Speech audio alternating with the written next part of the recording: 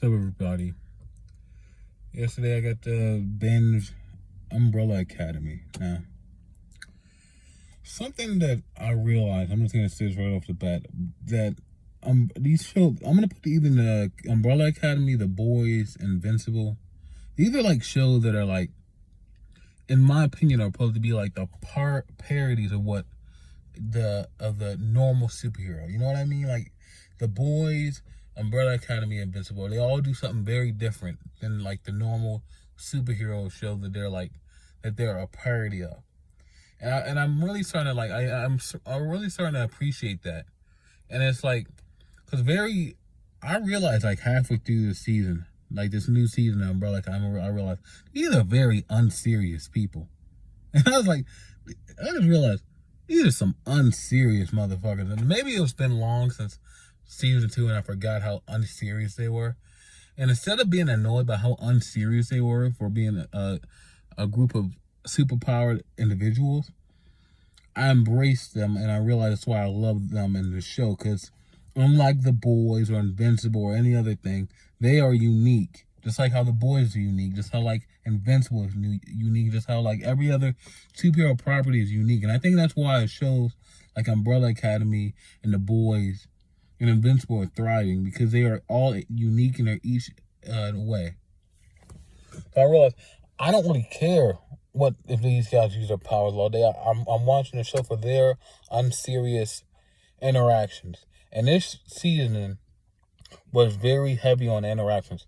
This whole season was marketed as the Sparrow Academy, Umbrella Academy versus Sparrow Academy.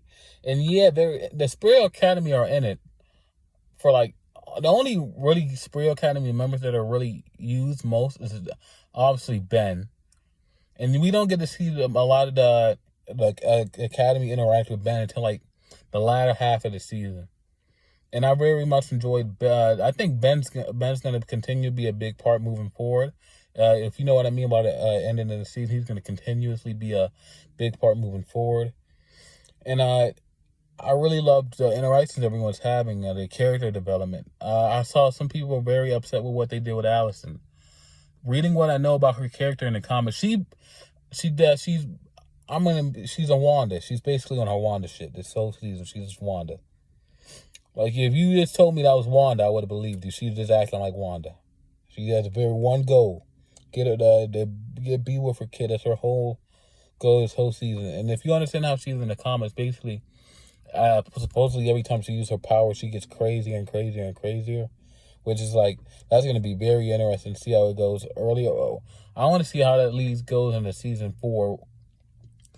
Knowing that everyone, knowing how this show ends off in season 3, but I didn't mind what they did with Allison. I think that it was always there that she wasn't as great of a person. I think it was always like set up that she wasn't as great of a person. Even like season 1, he tell us how she got her husband to be with her and how Claire even got made. So it's always been there that she isn't this great person. But I guess this season was very much more direct with it. They did the gender change for Elliot. They did it in a very beautiful way.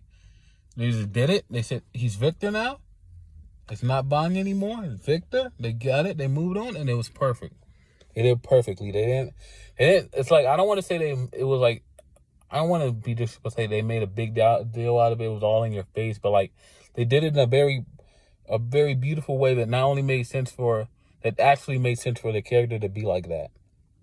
So it wasn't like this, the blah, blah, blah, blah. It's just, why is this in the show? It doesn't make any sense. No, like, this legitimately, in my opinion, this made sense for the character of Bonnie. And not only for the actor, but it also made sense for the character.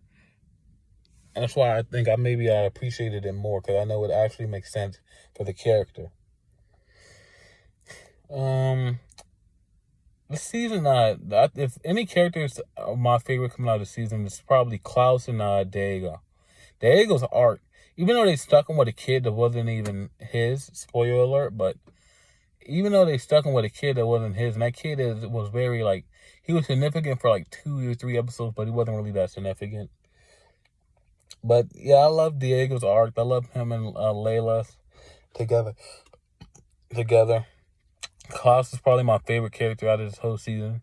Him, him and Reginald's interactions were phenomenal. They really mixed well together.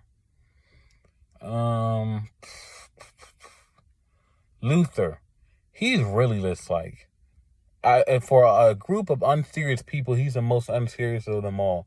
And I don't know if it was him being stuck on the moon for so long that's made him that way, but I'm gonna start leaning towards him being stuck on the moon for all those years by himself, and finally being back on a planet and Earth and being around people that love him all that.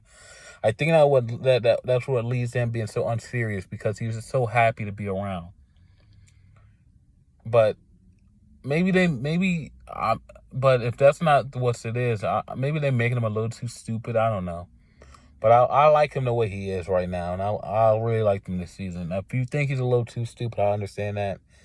But yeah, overall, this whole season, I liked it. I liked the direction the show's going. I know it might be a little too weird for you. They might be a little too unserious. But personally, I love what Umbrella Academy is, and I hope they continue to be what they are, and don't try to be something else that they are not. This is what they are. They have their own identity as a show. All the characters have their own identities. And I love what they're doing, and I hope they continue to do it. I'm very looking forward to season 4. I feel like there's a lot they can do in season 4, and I'm very looking forward to it. So if I had to give it, I give it like a 7, 8 out of 10. The effects weren't all that great. I don't know. Some of the best effects were like another returning character had the best effects, but yeah. A returning character that I won't name had the best effects out of everybody. But after him, I don't think the effects were that good on everyone else personally. So yeah, 7, 8 out of 10. Looking very forward to season 4. Peace.